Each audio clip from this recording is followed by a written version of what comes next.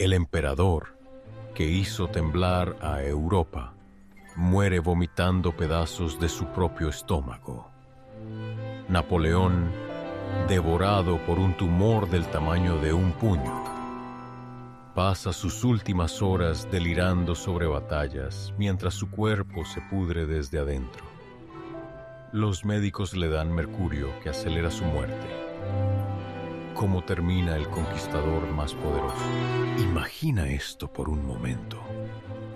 El hombre más poderoso de la historia europea. Un conquistador que una vez comandó millones y hizo temblar a reyes con su nombre.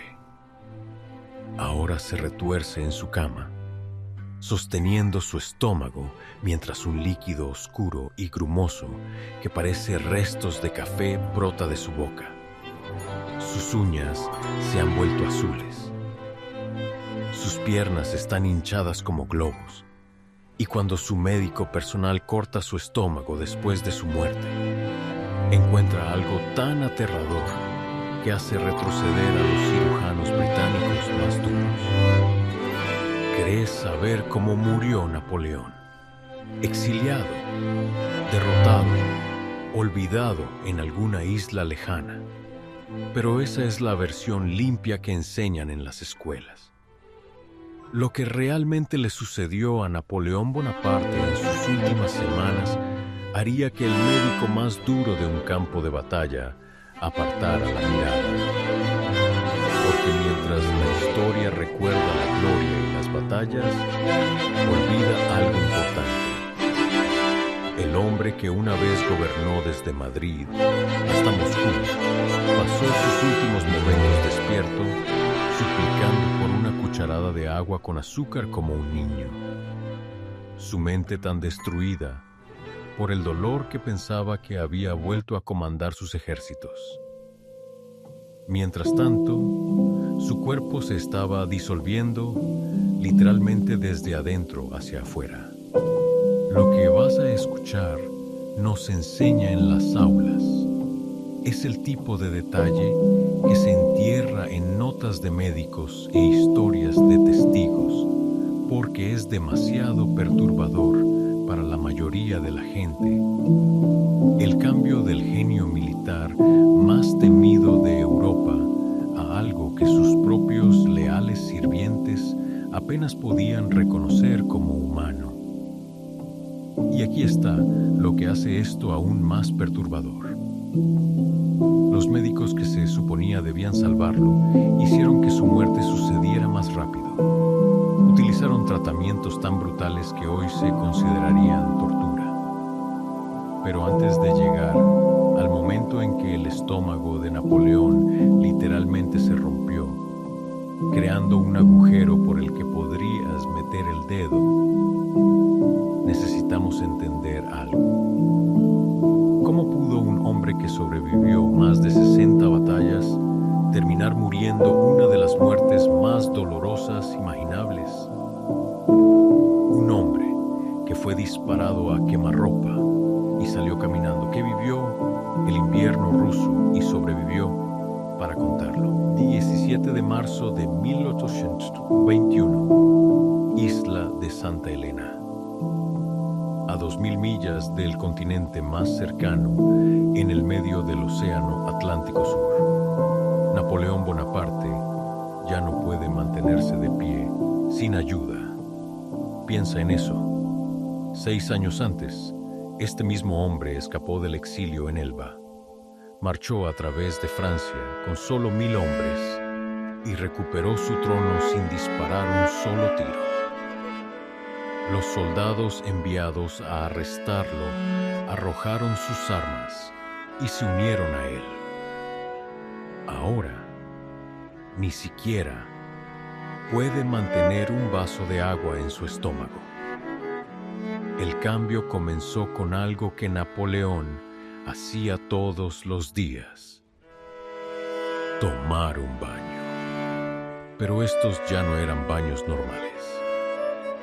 Su sirviente, Louis-Joseph Marchand, observó cómo el emperador pasaba tardes enteras tumbado en una bañera de cobre. El emperador que solía trabajar 18 horas al día. El agua estaba tan caliente que su piel se volvía de un rojo brillante. 6 horas, a veces 8, agregando más agua hirviendo cada vez que se enfriaba. Su piel se arrugaba y pelaba mientras se agarraba de los bordes con nudillos blancos. El baño era el único lugar donde el fuego en su interior se calmaba. Fuera de esa bañera de cobre, cada movimiento sentía como si alguien estuviera retorciendo un cuchillo caliente en su estómago. Había comido sus comidas en 15 minutos toda su vida. La comida era combustible, nada más. Ahora, incluso el olor del pan lo enfermaba. Esto es lo que realmente estaba sucediendo dentro de su cuerpo. Un tumor del tamaño de un puño había crecido en la mucosa de su estómago. No era solo un tumor, un cáncer que había crecido más de 10 centímetros de largo, envolviendo su estómago como un parásito. Cada latido del corazón empujaba sangre hacia esa masa de tejido enfermo. Cada respiración lo hacía presionar contra sus otros órganos.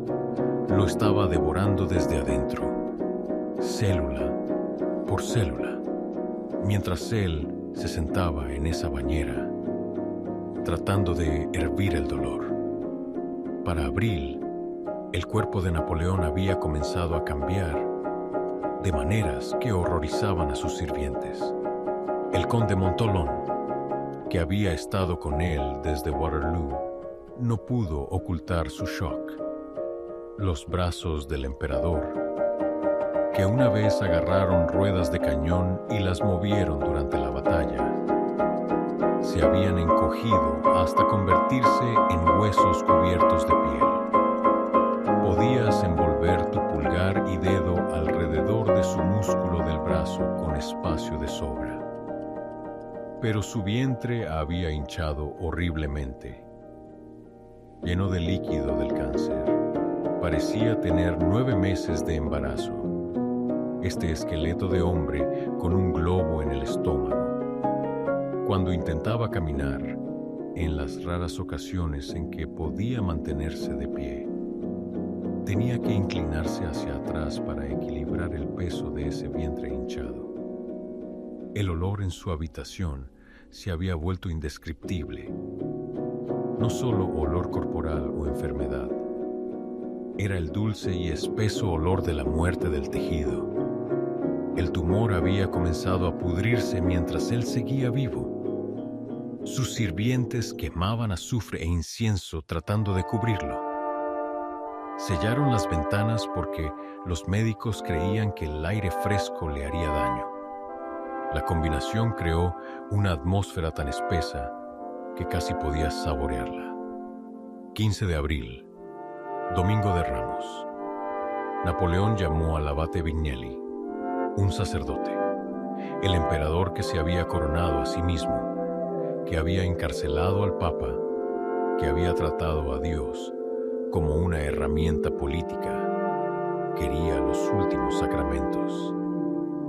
«Sé que estoy muriendo», le dijo al sacerdote, sin dramatismo, con naturalidad, como quien comenta sobre el clima.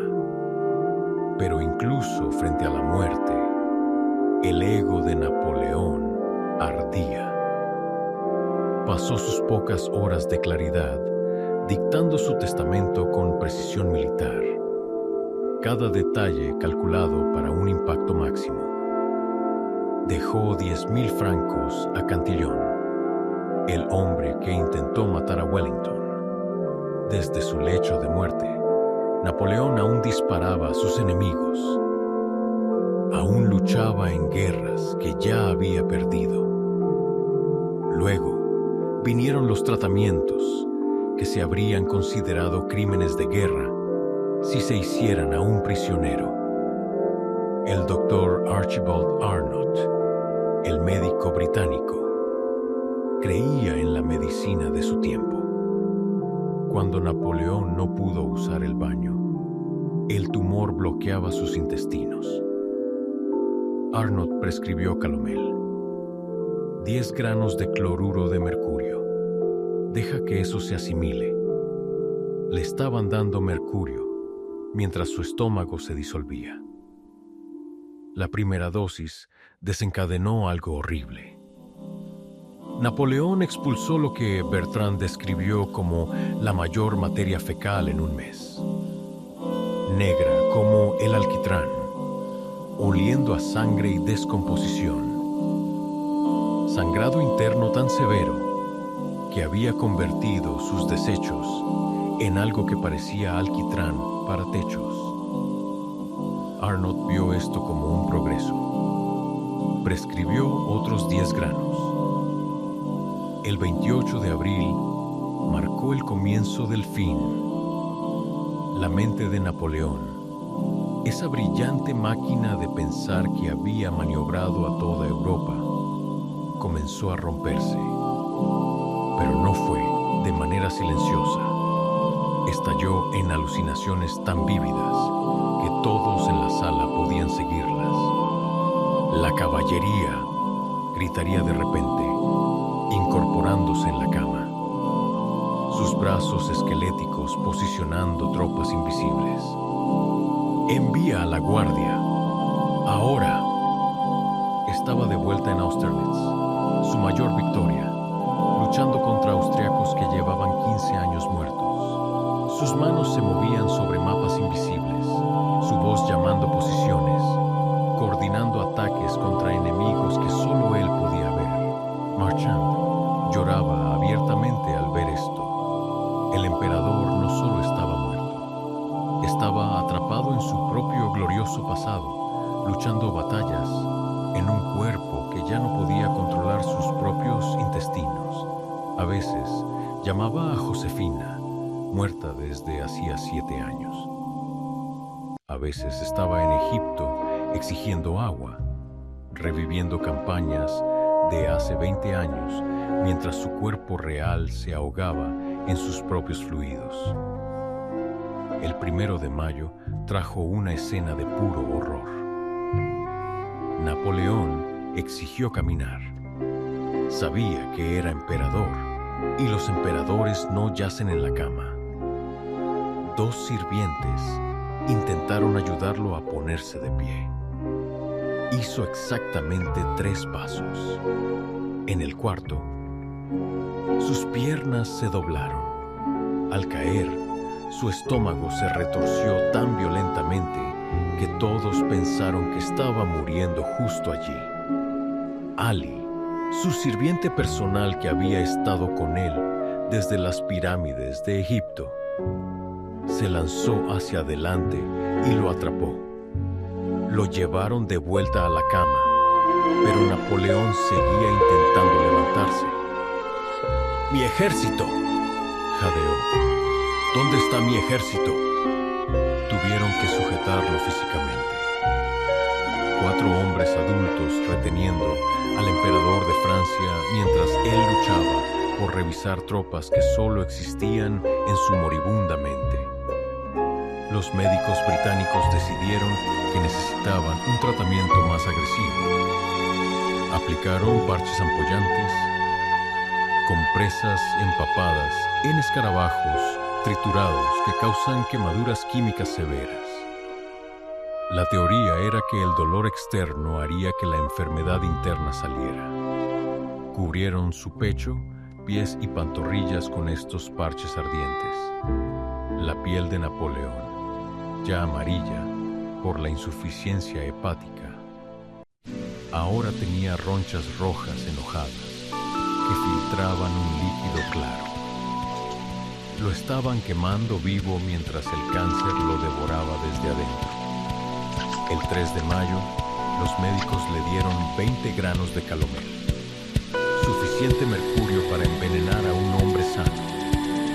Pero no esperaron a que funcionara de manera natural. Le siguieron con un enema tan violento que Napoleón gritó.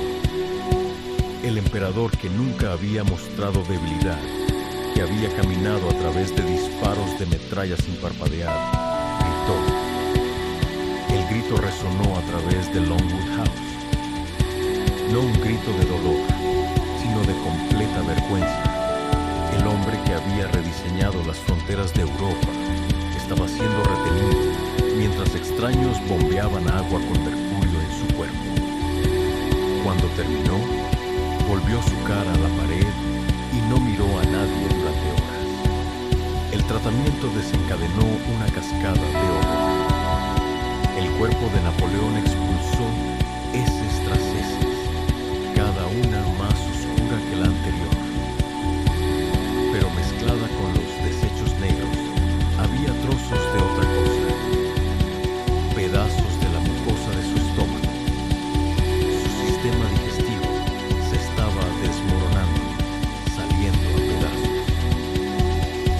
El 4 de mayo, al amanecer, el mercurio había hecho algo terrible.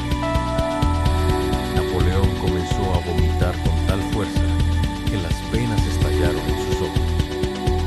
Los blancos se volvieron completamente rojos. Lo que salió no era solo sangre. Bertrand vio trozos de tejido en el vómito, trozos reales del estómago de Napoleón.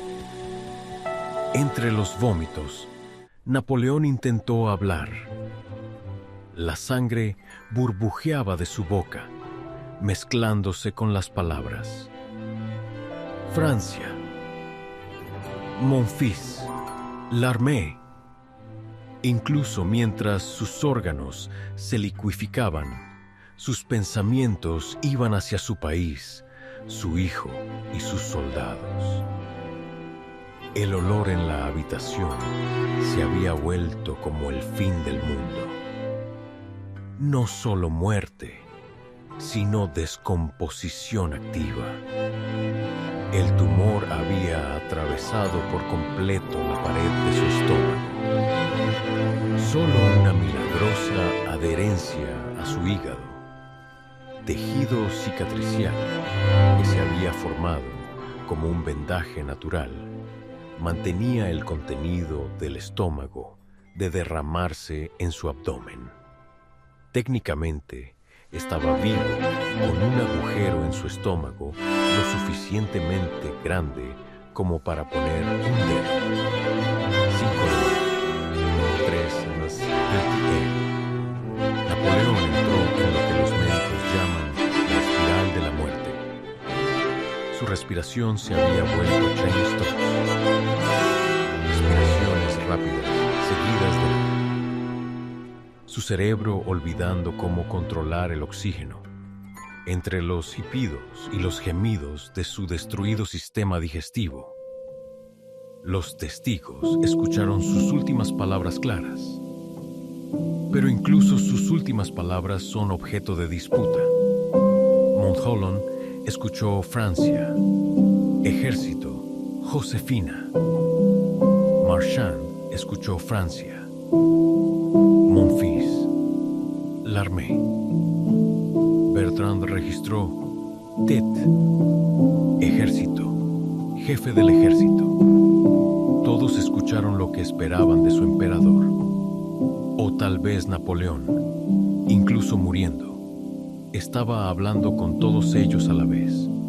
Para las 5:30 AM, su garganta se había hinchado y cerrado. No podía hablar, no podía gritar. Solo podía emitir sonidos que sus sirvientes describieron como animales. Ruidos profundos desde su pecho. Sus ojos, esos famosos ojos grises que habían hecho temblar a los generales, estaban fijos en algo más allá de la habitación. La mañana trajo una horrible copia de la corte imperial. 16 personas abarrotaron su dormitorio. Se pararon alrededor de su cama como cortesanos, pero en lugar de recibir órdenes, lo vieron morir poco a poco. El doctor Arnaud, desesperado, presionó botellas de agua caliente contra el estómago inflamado de Napoleón. El calor contra el tumor causó tanto dolor que la espalda de Napoleón se arqueó fuera de la cama. su boca abierta en un grito silencioso, su garganta demasiado hinchada para hacer sonido. Intentaron una última tortura, parche de mostaza en sus pies diseñado para devolverlo a la vida. El olor de mostaza mezclado con descomposición, creando una atmósfera que hizo que incluso los médicos se sintieran enfermos. La piel de Napoleón, donde no estaba amarilla por la ictericia o roja por las quemaduras, se había vuelto de un morado manchado por falta de oxígeno. A las 5:49 p.m., después de 17 horas de agonía final, Napoleón Bonaparte dejó de respirar. Sin palabras finales, sin gestos grandiosos, su cuerpo, llevado más allá de cada límite, simplemente se detuvo. La autopsia al día siguiente reveló todo el horror. Cuando abrieron su abdomen, varios médicos tuvieron que abandonar la sala. El olor del cáncer, dulce, podrido e inolvidable, llenó la sala de billar. El tumor no solo había estado creciendo. Partes de él habían estado muriendo y pudriéndose mientras Napoleón vivía. Su estómago estaba casi completamente canceroso, duro como cuero. El agujero estaba exactamente donde los médicos habían pronosticado, cerca del píloro. El doctor Antomarchi demostró el agujero al empujar su dedo a través de él. Pero lo peor eran los bultos blancos esparcidos por sus intestinos. El cáncer se extendió como perlas en sus entrañas. Napoleón había estado muriendo durante años. Cada momento de su exilio, cada plan de escape, cada memorándum dictado, todo mientras esta cosa crecía dentro de él, comiéndolo célula por célula. Ellos le quitaron piezas. Oficialmente, su corazón y estómago fueron colocados en contenedores de plata para ser enterrados con él. Extraoficialmente, el doctor Antomarchi cortó piezas de costillas cuando los británicos no estaban mirando. Se tomaron mechones de cabello y sus partes privadas supuestamente fueron retiradas y contrabandeadas, terminando finalmente en una colección de un médico americano donde permanecen hoy, luciendo, como notó un observador, como un trozo de cordón de zapato de cuero. Vestían lo que quedaba de él con su uniforme verde, colocaban su famoso sombrero a sus pies, pero el verdadero shock llegó 19 años después, cuando lo desenterraron para devolver su cuerpo a Francia. La tumba abierta en 1840 reveló algo imposible. Napoleón estaba perfectamente preservado, no esquelético, no podrido. Sus rasgos eran reconocibles, su piel blanca como mármol, su uniforme perfecto. 19 años en el suelo, y parecía que lo habían enterrado ayer. La preservación era demasiado perfecta. Desencadenó teorías que continúan hoy. El arsénico en su sistema actuando como conservante, embalsamamiento secreto, o fue esta última preservación imposible solo otro misterio en una vida llena de ellos. Al final, el horror de la muerte de Napoleón no fue solo el cáncer, la intoxicación por mercurio o la tortura médica. Fue la completa destrucción de todo lo que había sido. El brillante estratega se volvió delirante. La voluntad de hierro se desmoronó en su juguetes infantiles. El cuerpo que había conquistado Europa se convirtió en una horrible cáscara, pudriéndose desde adentro mientras aún respiraba. Su último pensamiento claro fue de Francia y su ejército. No gloria, no poder. Solo un soldado moribundo llamando a sus tropas una vez más. El emperador que hizo temblar a Europa murió temblando él mismo, no de miedo, sino de los espasmos incontrolables de un cuerpo que se destruye a sí mismo. Hoy, los turistas se quedan asombrados ante su enorme tumba roja en París. Ven la gloria esculpida en piedra, pero dentro de esa tumba yace un hombre que murió vomitando pedazos de su propio estómago, cuyo cambio final de emperador a cadáver fue tan horrible que incluso sus médicos no pudieron mirar. El emperador que conquistó naciones no pudo conquistar el cáncer en su abdomen. Y en esos últimos días, mientras su cuerpo se pudría literalmente desde adentro, mientras todavía respiraba, Napoleón Bonaparte descubrió la verdad que viene para todos los conquistadores. Al final, todos morimos solos, todos morimos mal, y la muerte no se preocupa por la gloria.